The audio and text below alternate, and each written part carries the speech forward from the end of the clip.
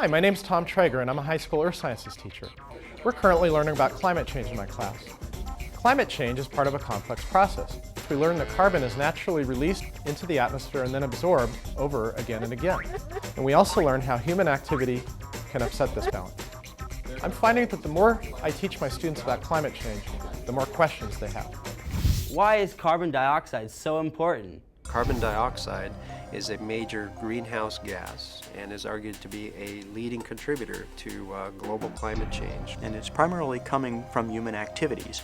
Some of those human activities that are emitting carbon dioxide into our atmosphere include the burning of fossil fuels.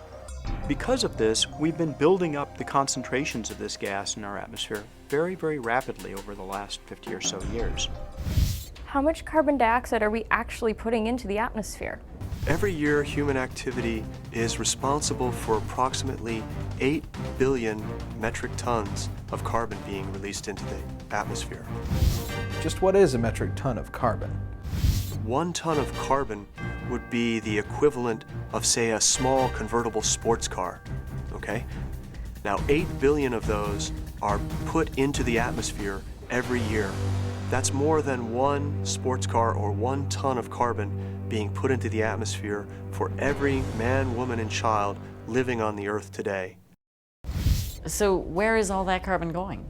Approximately half of the carbon dioxide that's emitted by human activities remains in the atmosphere. The other half of that carbon dioxide is disappearing. It's being absorbed by the oceans and by the terrestrial biosphere. But we don't know where it's being absorbed.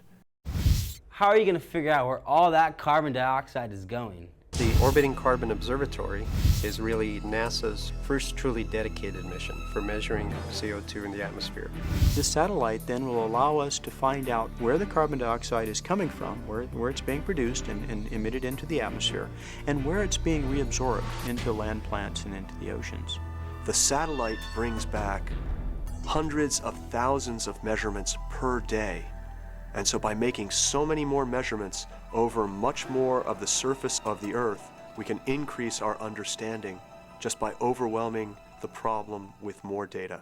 Well, why is it important that we know exactly where all the carbon dioxide is going? One of the fundamental goals for the Orbiting Carbon Observatory is to obtain the necessary information and data so that policymakers, not just here in the United States but throughout the world, can make better informed decisions.